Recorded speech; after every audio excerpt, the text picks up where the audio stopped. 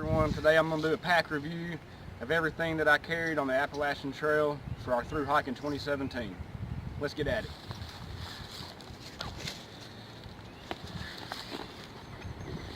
Alright, I started off with the Arc'teryx Ultra. Had a rotating hip belt, very nice pack. A little on the pricey side, so I technically wouldn't recommend it to anybody unless you just want to blow some money. But as I hiked, I tried to go the downsize to a smaller pack and a lighter pack. And that led me right here to the Osprey Exos. I think this is the 58 liter pack. And this worked well for me with my big dog. He's 120 pounds, so I always had a dog bed, dog blanket, extra food, extra water for him. This pack right here with the brain off weighs barely over 2 pounds, and it carries a heavy load well. So let's get into it and see what we got. Alright, first off on the outside I got a foam pad, which is my dog's bed.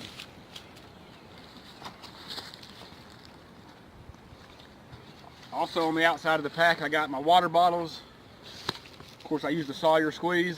It's the only way to go with water filtration out there. I don't do any bladders, any squeezing of bladders. I just fill up water right out of the creek, right out of the spring into a smart bottle, screw on my Sawyer squeeze, and just drink right out of it. Fast and easy and simple. Alright, also down in here I got a dog leash. This is my dog leash, a nice good rope right here. Let's see.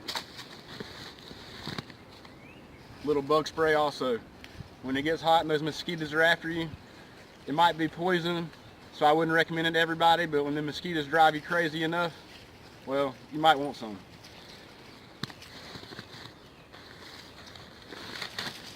Alright, I'll use my ground cloth to lay everything out on. This is a piece of Tyvek that my dad sent me while I was on the trail.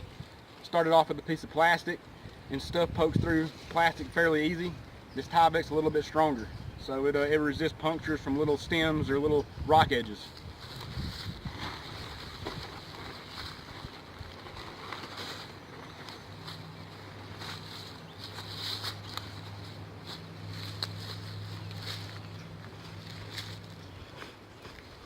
Okay, one thing I did not start the trail with a garbage bag, thick contractor bag, or you can get a thick one, a compactor bag.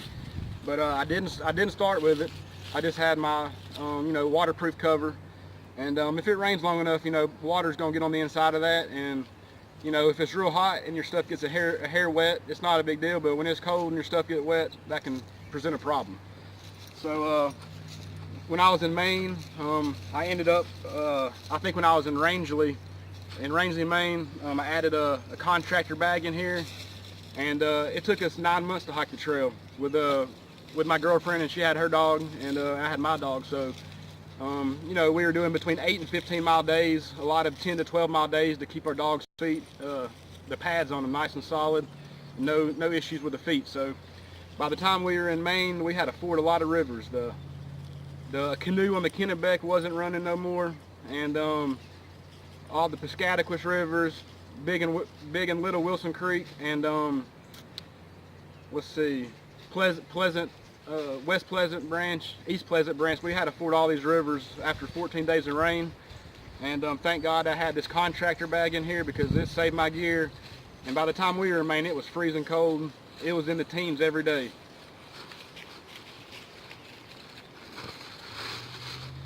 So, let's see, also in the back of my pack I keep my tent.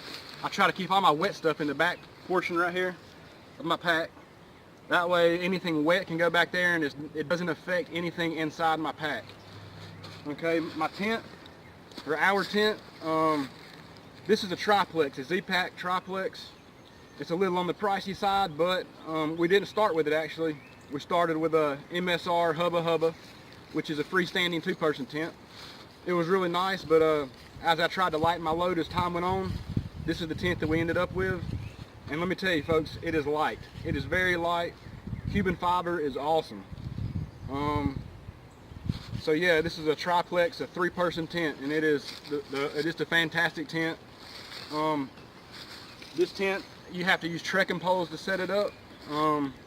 So So make sure you get good trekking poles, preferably aluminum, because carbon fiber ones do snap out there. I snapped 3 carbon fiber poles in my through hike. So I don't use them anymore. I like the aluminum poles. These are a pair of black diamonds. Just a cheaper pair I got at a local sporting goods store. I think Academy Sports here in Alabama. But these are solid poles, not your very lightest ones, but you know they're plenty light enough, and they're sturdy, and that's what I want out there. I know for a lot of you ultra lightest, you don't even use trekking poles anymore. So Z-Pack offers the carbon fiber poles just for this tent, very lightweight, and they'll store on your pack fairly easy, and then you don't have to have trekking poles to set this tent up.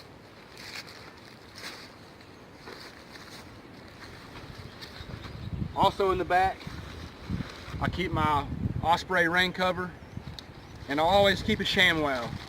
This is the Walmart version called an Aqua Dry.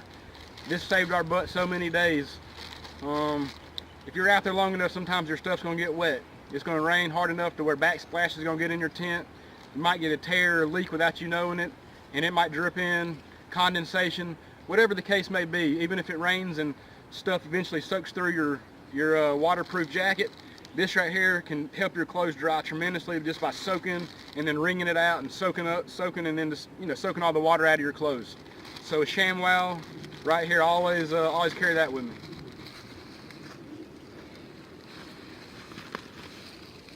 Also in the back are the tent stakes. These are Z-Pack titanium. I think they're 6-inch tent stakes. Super light, super strong.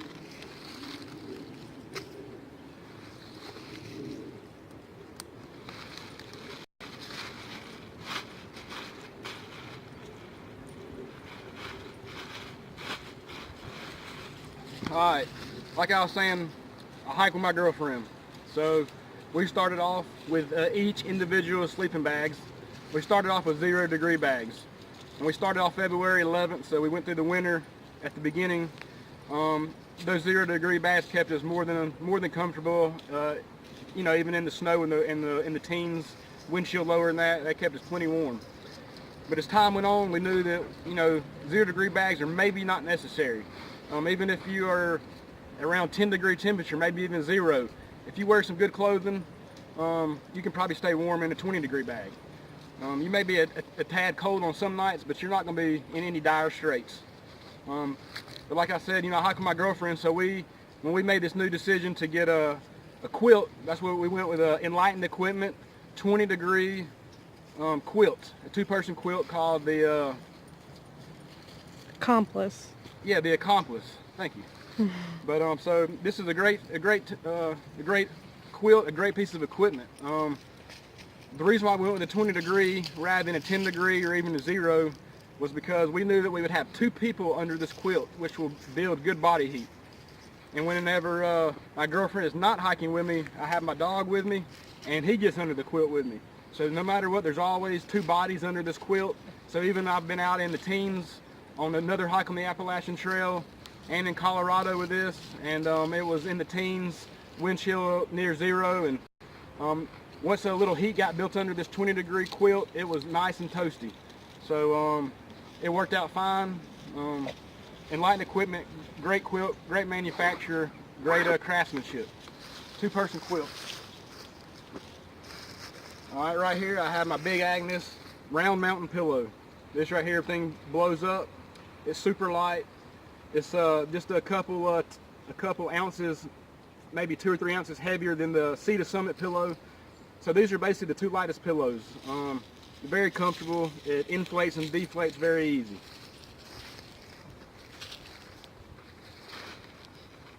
Alright, here's some of my clothes right here. I didn't have these through most of my through hike. Actually, I didn't even get them till I was on the Arizona Trail. But these are some darn toughs, ankle socks. And as most everybody knows in the hiker community, darn tough. They got a lifelong warranty. So if you tear them, all you do is bring your old pair, the ripped pair, into the store, and they got darn tough. They'll trade them out with you. You give them your old pair, they give you a new one. So I really like these so far. I've worn them a lot, and they hadn't started coming apart any. So darn tough.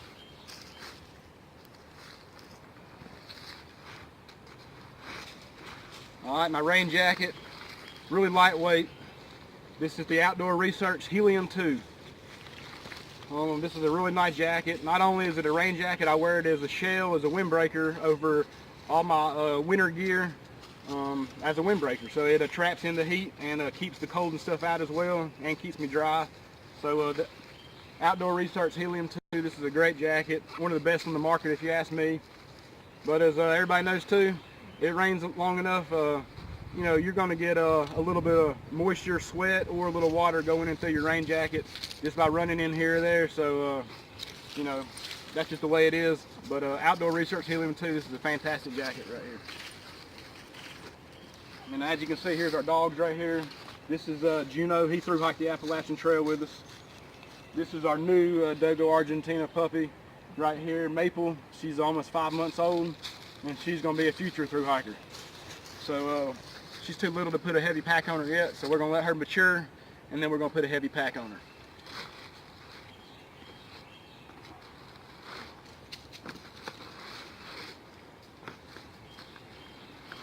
Alright, this right here is my dog blanket. This is some type of synthetic, you know, some type of synthetic fleece. I don't know, polyester maybe, but it's you know, it's a synthetic, so it doesn't soak up any water. Fairly light, fairly inexpensive. And this right here is what I, inside the tent, this is what I lay on top of the foam mat right here, and this is Juno's bed.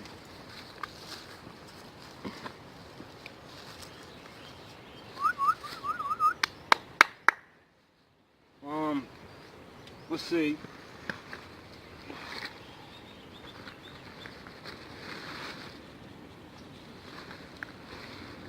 Alright, my cold weather gear, I keep it with me at all times. That way I ain't shipping nothing back and forth, you know, home and having to get it shipped back. To me, that's just a pain in the butt, and I don't mind just keeping it with me at all times.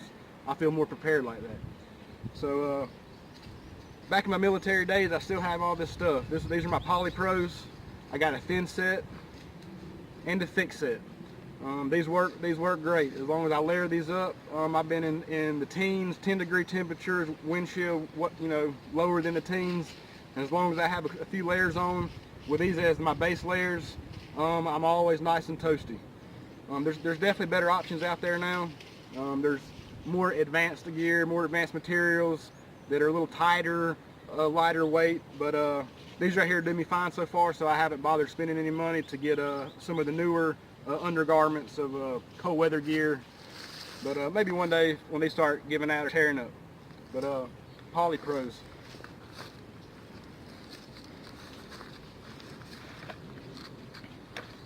Alright, and this is what I wear on top of the Poly Pros. This is just something they may have came from Walmart or just a cheap department store. It's a Champion Athletics. It's almost like an imitation fleece or something. It's made of polyester. Yeah, polyester. So it's you know, I wear this on top of my Poly Pros, and then with my rain jacket on top of that, and it works excellent. I've been, like I just said, in real cold temperatures, and I've stayed nice and toasty. I've yet to get a down jacket, you know, a puffy jacket. They're expensive. You know, at some point I'll try to get one, but so far I haven't. And I got these layers, as I've just mentioned, and they've kept me nice and toasty. The clothes I have on now, this is what I wear hiking. This is a nice shirt that I got at somewhere near Rutland, Vermont, on my through hike. And I got rid of my old shirts that were a little looser. This is a really thin synthetic. I like it a lot. It's kind of form-fitting, very lightweight. It packs up very tiny, so I've kept this, and I love this shirt. These are a pair of rain pants right here. These are Columbia.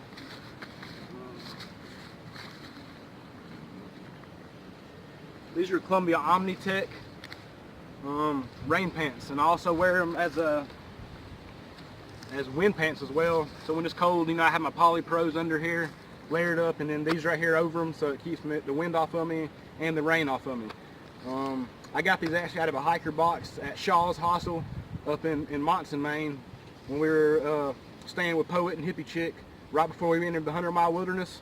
And thank God I did, because I wore these the whole 100-mile wilderness. It rained non-stop, and it was very, very cold in the teens every day with a lot of moisture, so I got these just in time. And they've been great pants. They were in great condition, so I really lucked out. This was in a hiker box. All right, this is my miscellaneous bag. keep phone chargers in here, lighters, miscellaneous stuff, my wallet, a couple band-aids, stuff like that, athletic tape, so a little thing of shampoo and conditioner, an extra pair of socks, my keys, that type of stuff. So yeah, this is my miscellaneous bag right here.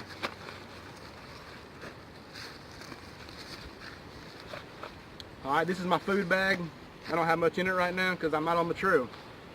But we will be on the trail here in probably about a week, maybe 2 weeks. But my food system, I started off cooking everything, but I got to a stoveless method. This is my food system again. I do the stoveless method. It's a lot simpler for me.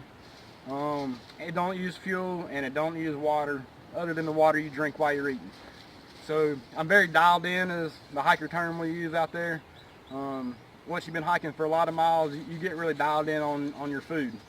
So I'll go into a grocery store and I'm out in no time. I get my dog food, I get tortillas, some dressing, whether it's sriracha, Italian dressing, whatever it may be. Parmesan peppercorn dressing is my favorite. But so I get the tortillas, I go straight to the deli, get a sliced provolone or pepper jack cheese, sometimes cheddar. And then I get sliced salami, sliced pepperoni, and I make my tortillas.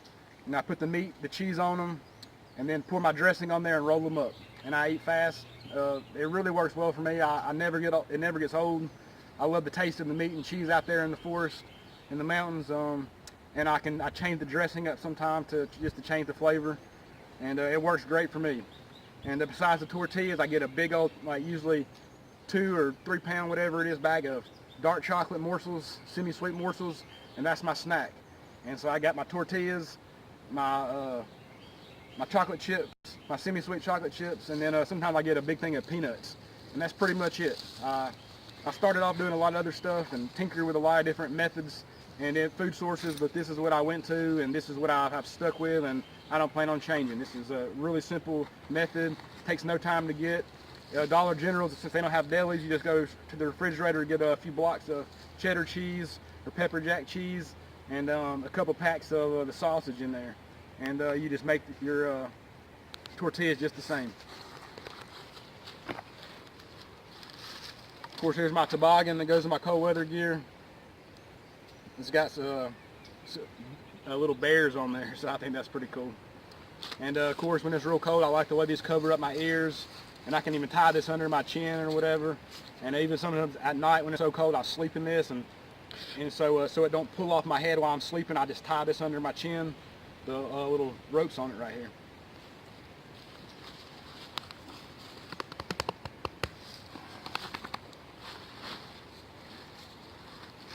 Alright, so here's my gloves.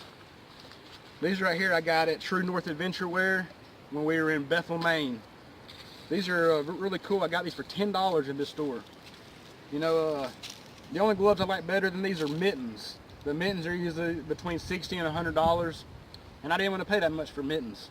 And the reason why mittens are the best because all your fingers stay together, so it builds heat within the mitten.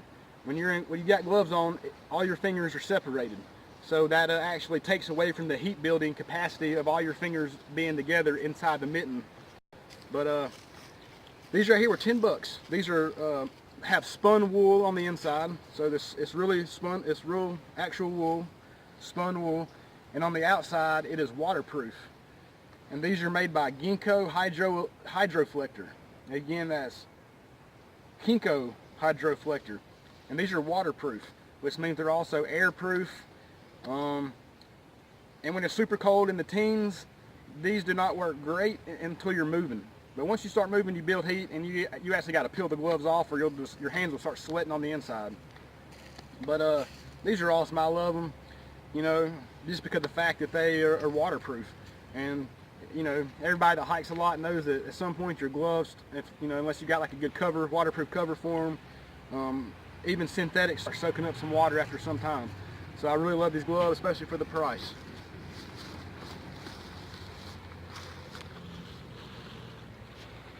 Alright, here's toiletries. Got different napkins from fast food restaurants, including Subways, in a Ziploc bag. a couple baby wipes in here for emergency. But here's my toiletries right here. Okay, getting down to the bottom of my pack. Here is my sleep system right here. This is a Neo Air. So this thing right here is very light. They got a great return policy. Okay, this is my Thermarest sleep system. Very lightweight. One of the lightest you can get. One of the two or three probably lightest sleep systems you can get. This is not a self-inflating pad, but this is a blow-up pad. And Thermarest has a great customer service policy. If these get torn up in the field or whatever, you just call Thermarest and they'll ship you a new one to wherever you tell them to, up the trail, and keep it moving. But Thermarest Neo Air, this is awesome right here.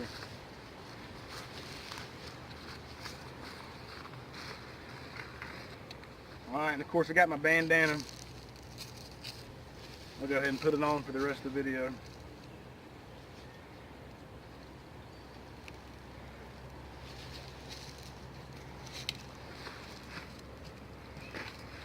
Alright, so that's all that's in my pack. Let me do one more quick thing right here. This is my dog pack. This is what Juno carried on the whole entire through hike of the Appalachian Trail. This is a Granite Gear Rough Rider. And Granite Gear makes excellent human packs. And unfortunately they discontinued making dog packs, which really upset me. This suffered quite a bit of damage in the 100-mile wilderness right after White Cap Mountain. We went down that mountain and there had been a storm a couple days prior and hundreds of pine trees were down. So we were getting caught up on these pine trees and this pack right here ripped. But I sewed it up, put a bunch of super glue on there and mended it up so I can keep using it since Granite Gear discontinued this pack. But Juno, he's a 120-pound dog and his breed is super strong, with great endurance. But this pack right here usually weighed between probably 20 and 30 pounds on the whole trip, and he carried it every day with ease. What a great breed this is to through hike with. These dogs can go all day. Never had any foot trouble either with them.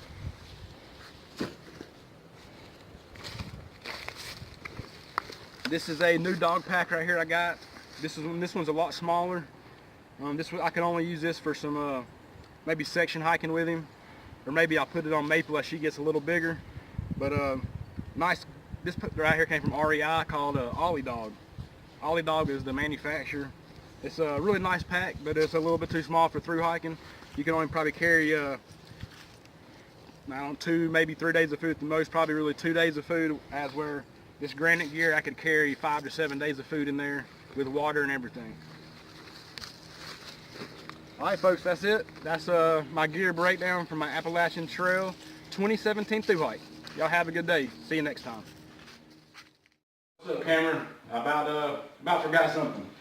On the outside pieces, outside pockets of my hip belts, I carry my lamp, my headlamp. You always want to make that accessible so you can get it out real fast. When it starts getting dark, you don't ever want to have to take your pack off, open up the back, and then dig for it. So I keep my headlamp right here, as well as some chapstick and some hand sanitizer. So and some super glue I keep in there. But yeah, so I just wanted to say that real quick. Keep your headlamp where you can get it. All right, y'all have a good one. See you next time.